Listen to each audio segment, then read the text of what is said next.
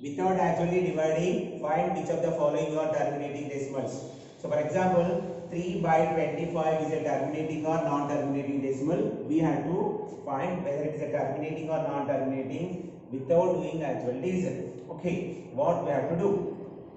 In this case, first we have to divide the denominator divided into prime factors. Divide into prime factors. So it is not divisible by 2, it is not divisible by 3, then it is divisible by 5. 5 5 is 25, 5 1 are 5. Okay. How can we say if so the 3 by 25 can be written as 3 by 5 square. 5 square. If the denominator is in the form of 2 to the power of n or 5 to the power of m or both.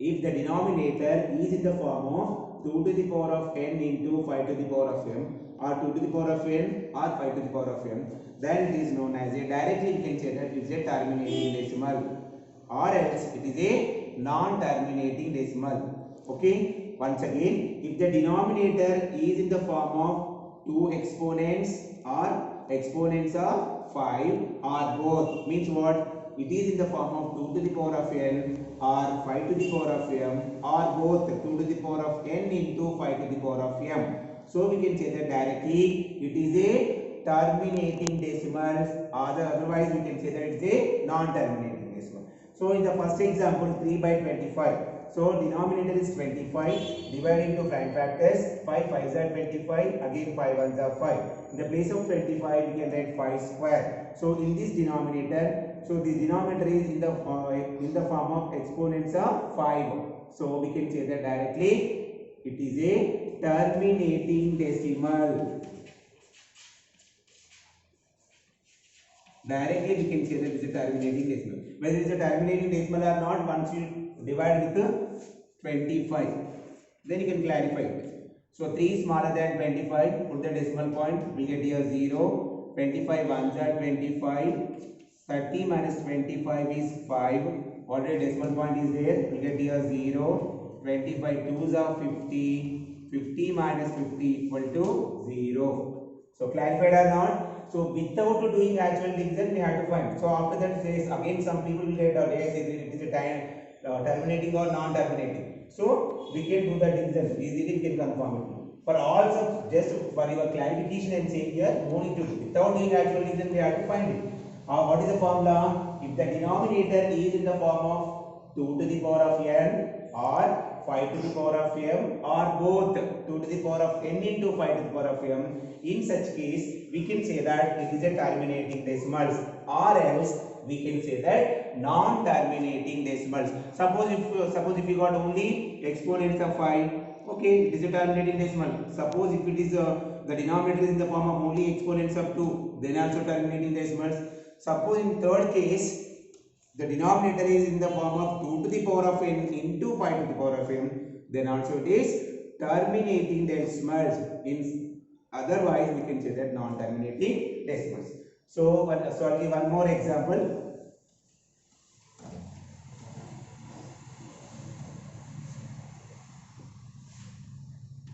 Second one, 11 by 18. 11 by 18. So what is the numerator here? 11. Okay. What is the denominator? 18. Okay. What we have to do now? We have to divide the denominator into prime factors. Clear? Okay. 2 9s are 18. It is divisible by 2 or not? Why? Because 1 space 8 is there. Then is it divisible by 2? No. So go with the 3. 3 3s are 9. 3 1s are 3. So what we got here? 11 by 2 into 3. How many times are here repeating? How many times? 2 times 3 square. So 11 by 2 into 3 square. Okay. So but in this case the denominator is not in the form of 2 to the power of n into 5 to the power of n. Okay, so it is a terminating or non-terminating? Only two exponents of 2 are there, but there is no exponents of 5. So we can say that it is a non-terminating decimal. Non-terminating decimal. Okay, so for your clarification, I'll give one more example. 13 by 20. Okay, what can I do now? The denominator we have to divide into prime factors. So one's place is 0, it is divisible by 2. 2 tens are 20, 2 5s are 10, 5 ones are 5. So 13 by 2 square. 2 is repeating here 2 times. 2 square into 5. So it is in the form of 2 to the power of n into 5 to the power of m. So it is a terminating or non-terminating? Yes, absolutely. The denominator is in the form of 2 to the power of n into 5 to the power of m. So we can say that it is a terminating decimal. Isn't it? It is a terminating decimal. Okay. So this is the first exercise. Understood, children?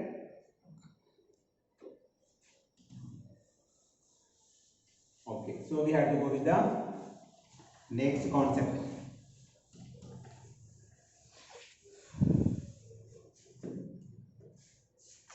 Next concept is irrational numbers. What is the next concept? Irrational numbers. What are irrational numbers? So in first class only we discussed about the irrational numbers, isn't it? What are irrational numbers? Before that, what is meant by irrational numbers? Yes, the numbers which is possible to write in the form of p by q are called rational numbers.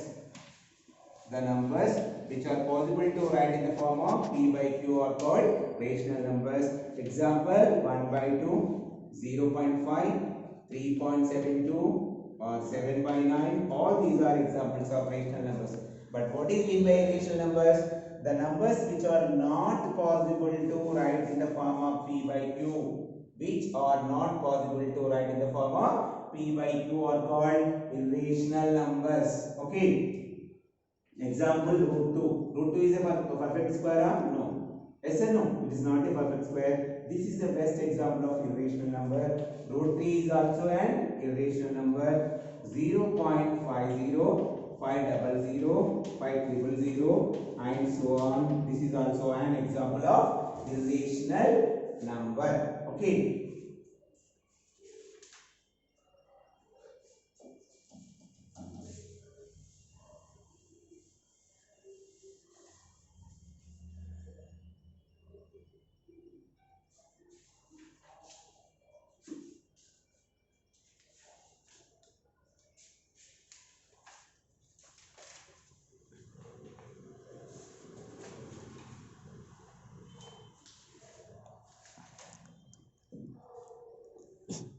If a comma b are any two rational numbers such that ab is not a perfect square. AB is not a perfect square, then root AB is an irrational number between given two rational numbers. What is that? A is less than root AB is less than B. If A comma B are any two rational numbers, the product of A and B is not a perfect square, then root AB is an irrational number between A and B. Okay. Now we have to start exercise 1.2. Okay, what is that? Exercise 1.2. Okay, what is the first one? Classify the following numbers as rational or irrational. We have to classify the following numbers. Classify the following numbers are rational as rational or irrational. Classify the following numbers as rational or irrational numbers. So I'll give you some examples here.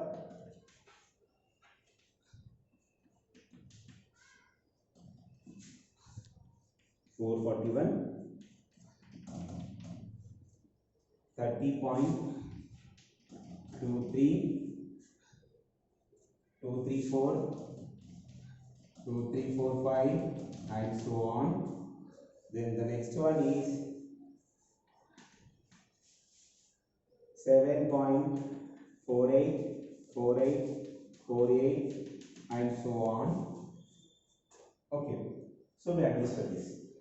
Root 27. So root 27 is a perfect square or not? So already we know that what is mean by perfect square and what is mean by it is not a perfect square. So for example 9. 9 is possible to write as already we learned in 8th class. Yes or no? Cube roots and square roots. So 9 is possible to write as the product of two equal factors. That is 9 is equal to 3 into 3. It is nothing but a 3 square. So the square root of 9 is equal to what?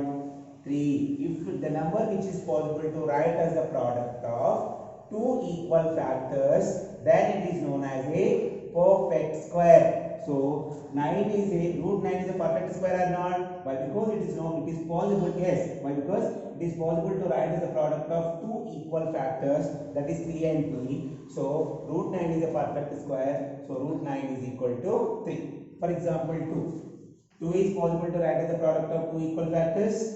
No. So it is not a, so root 2 is not a perfect square. For example root 4. So 4 is possible to write as the product of two equal factors. 2 into 2, 2 square. So root 4 is equal to what? 2.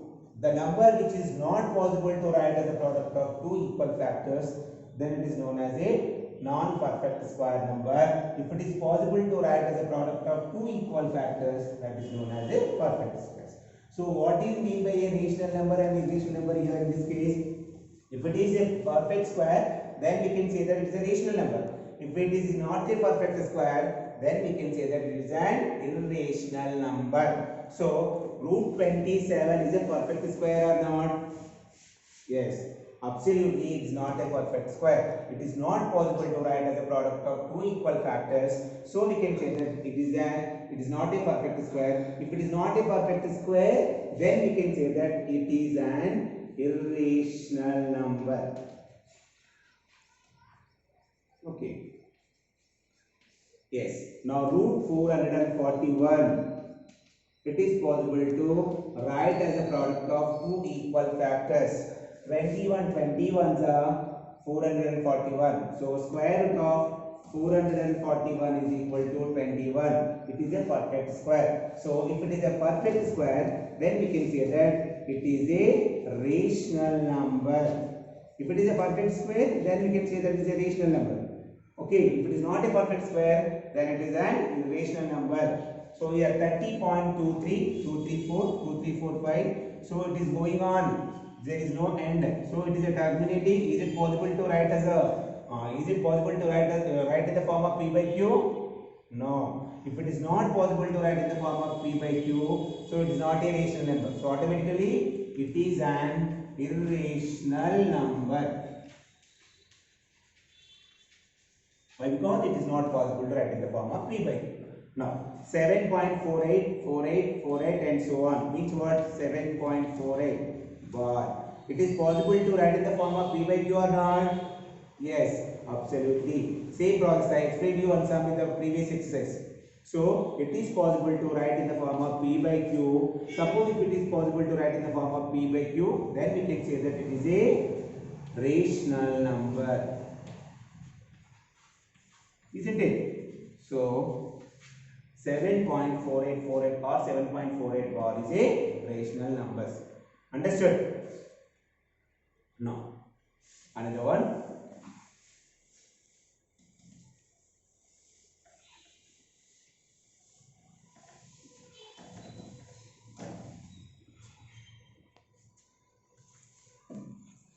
Give 4 examples for rational and irrational numbers. Give 4 examples.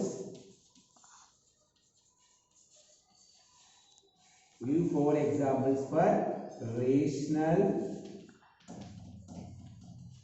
and irrational numbers.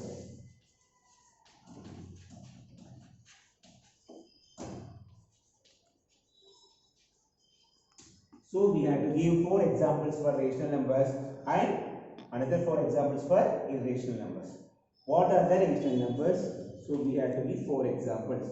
First we have to give the examples of 4 examples of rational numbers. Then we have to give the 4 examples of irrational numbers. Your wish, you can write by your own, but it should be satisfies the condition if it is possible to write in the form of P by Q or not. That we have to verify. Based on that, we can give many examples, not only 4. We can give number of examples. For example, I am giving one example, 0. Is it a rational number, ma'am? Yes, children, it is a rational. Yes, already we discussed about this in the first exercise, right? 0 is a rational number. Why? Because it is possible to write in the form of P by Q. 0 by something or 0 by 1, again get 0. But 0 by 1 is in the form of what? P by Q. So 0 is an example of a rational or irrational?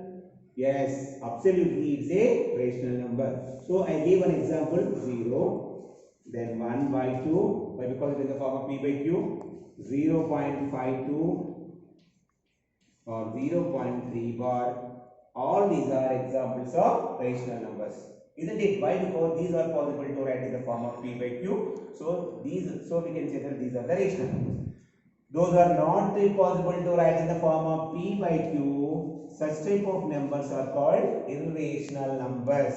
For example, root 2 is not a perfect square, but it's not possible to write in the form of P by Q. So it is an irrational number. Root 3, yes, irrational number. 1.32, 3245, 32456 and so on. This is also example of irrational number. Why? Because it is not possible to write in the form of P by Q. Then another one is 1.01, 001, 0001 and so on. This is also an example of irrational number. Okay. Then the next one,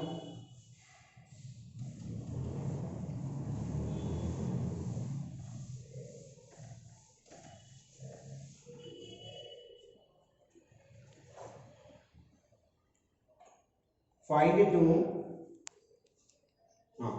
an irrational number. Find an irrational number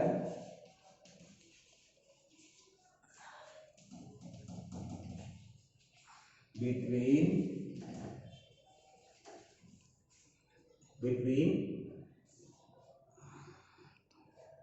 5 by 7 and 7 by 9.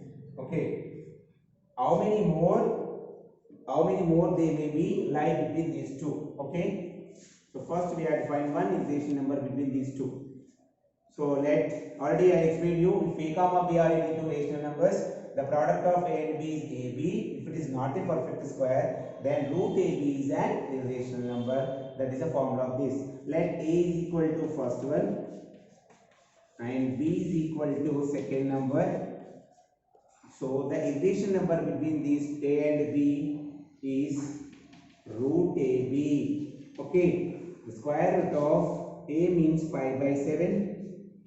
Into b means 7 by 9. Okay. So now product of the 7 ones are 7 ones are. So remaining is what? Product of the numerators by product of the denominators, that is root 5 by 9. So when we are going to apply the square root for numerator and denominator, it becomes root 5 by 3. Why, sir? Root 5 is not a perfect square, but root 9 is a perfect square. The square root of 9 value is 3. So the irrational number between 5 by 7 and 7 by 9 is what? Root 5 by 3. It is an irrational number between given two rational numbers. So like this, we can insert many irrational numbers between given two rational numbers.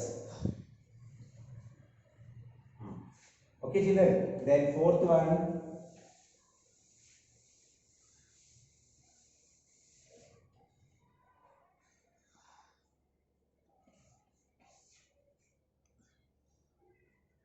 find two irrational numbers